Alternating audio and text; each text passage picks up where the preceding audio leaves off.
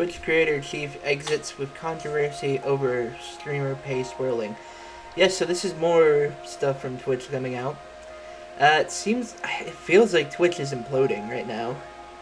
I don't think we're going to see the end of Twitch, but I definitely think we're going to be seeing some major changes to Twitch. Probably a drop in viewership, a drop in creators. A lot of creators might just move over to YouTube.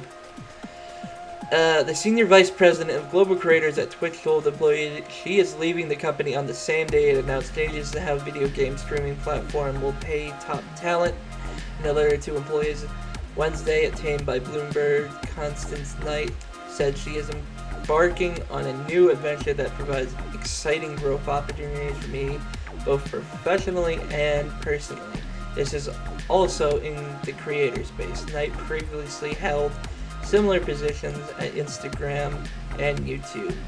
Knight resigned after Amazon.com Inc. owned Twitch announced that it was reducing the amount of money its biggest streamers can earn from subscriptions. Online celebrities like Tyler Ninja Levins have been able to earn sometimes millions of dollars playing games and chatting with fans, with an agreement that had offered them as much as 70% of revenue from fans subscribing to their channels. And I'm surprised he was able to keep that because he moved over to Mixer. I remember Mixer giving him a large amount of money. Kind of wish Mixer was still around. It would have given more competition to Twitch, I think. That's what Twitch really needs. It's the same thing with YouTube. YouTube needs more competition too.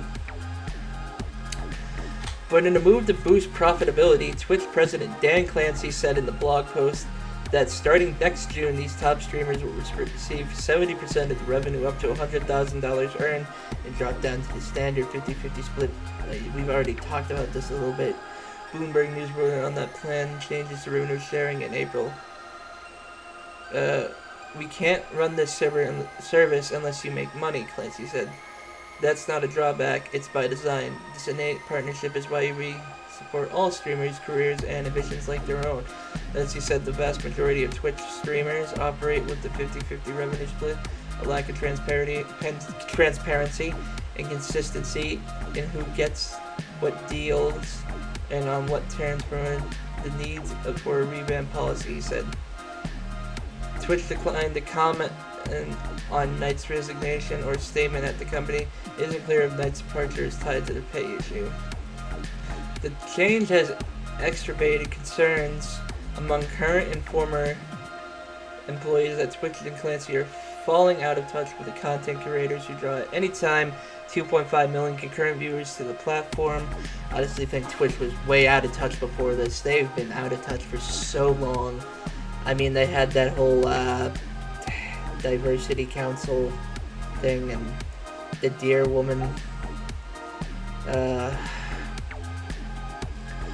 Although only a small number of live streamers benefit from the premium subscription model that allowed them to earn more, Clancy noted that more than 22,000 streamers were hoping Twitch would opt to move them all to 70-30 split, which Twitch deviates from rivals in the industry as YouTube Gaming skims 30% of its premium subscriptions product, while other platforms like OnlyFans or Patreon take 20% or less. Interesting. Clancy said Twitch is expensive to run. Unlike TikTok and YouTube Gaming, Twitch broadcasts 2.5 million hours of live content every day across the world. The technology provided by Amazon Web Services necessary to support long-term live video on this scale is costly, he said. Amazon acquired Twitch in 2014. See, I figured with Amazon owning Twitch, they would be able to afford this. And they should, because Amazon, the company itself, makes quite a bit of money, from their other ventures. I mean, I'm pretty sure at this point people buy most of the stuff they need from Amazon.com. I've bought stuff from Amazon.com. You can buy everything on Amazon.com. You can buy gun parts on Amazon.com. It's crazy. It's definitely like the modern day Sears. Twitch is focusing its efforts on incentivizing streamers to run ads. Bloomberg has reported a strategy that can be lucrative but also disruptive to the live service. I'm kind of reiterating stuff here, but it's a part of the article, but this right here, it's something I want to talk more about. The whole ad thing on Twitch is awful. Ads on Twitch take up like they're like 1 minute to 3 minute skippable ads, and I already get annoyed by ads on YouTube, but on Twitch they're way worse. On Twitch, you just can't skip them. They're unskippable, and a lot of streamers don't like to run ads, especially the bigger ones. Jeremy himself said if he had to run ads on his streams, he would stop streaming on Twitch. If I am forced to run ads on this platform, I will leave this platform. 100%.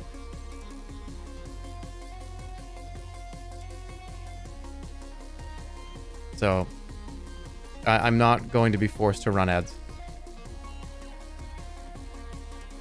Now, here's the thing. Ads do play. Pre-rolls play. And I don't really have that much control over that. I do have control over if one essentially runs while you're sitting here. And I don't want to do that. I don't want to run ads.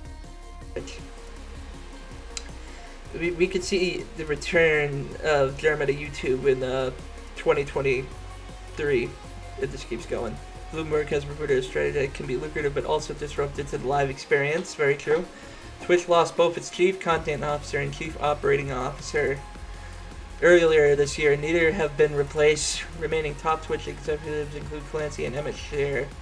Co-founder and chief executive officer are more product-focused than creator-focused. People familiar with the matter said a Silicon Valley fixture. Clancy has held top engineering position at Nextdoor and Google.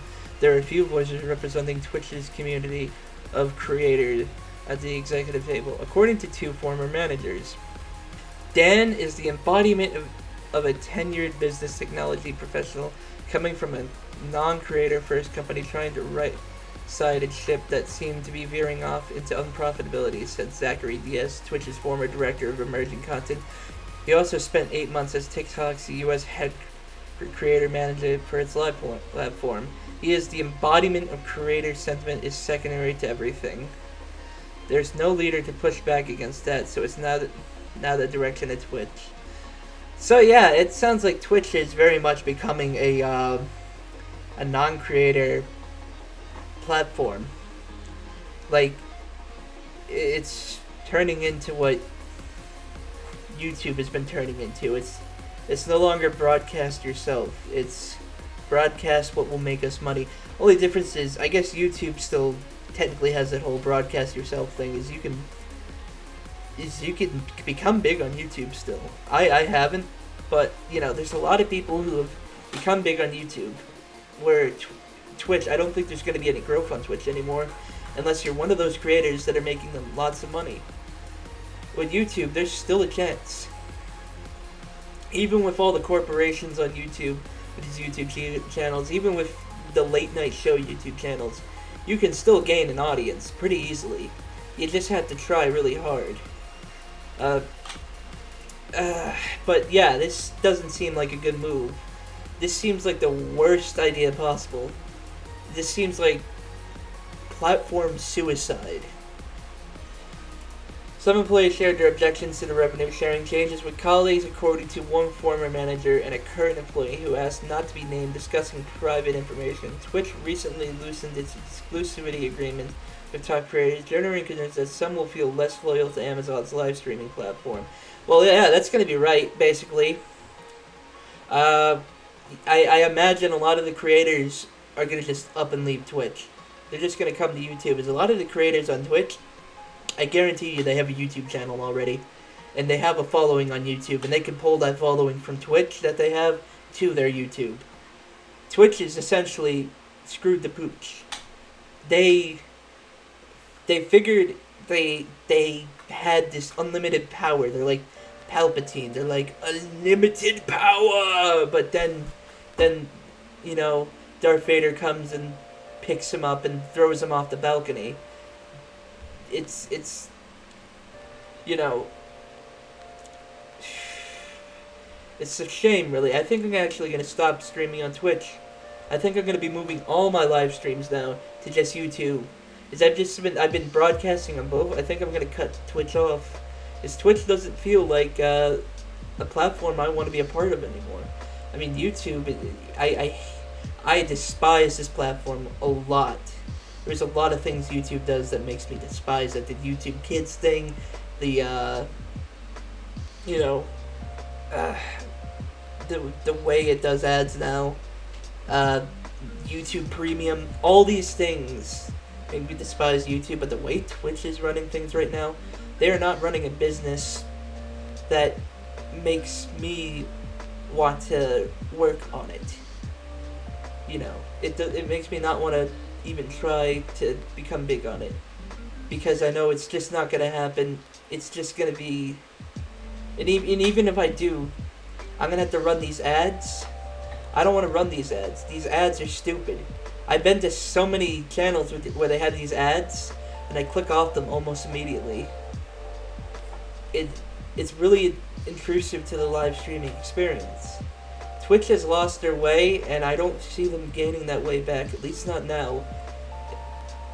Probably never, because of who owns Twitch. Unless Amazon decides to sell Twitch off to some other corporation that really wants to bring Twitch back to like the way it was and make it something that people want to be live streaming on. Even then, it's probably going to be too little too late, as the Twitch name has been poisoned by this. But yeah, that's really all I have to say. Like the video if you liked it, dislike it if you dislike it. Yeah, I'm just gonna probably not do live streams on Twitch for now. Until they fix something, I think I'm moving to YouTube fully.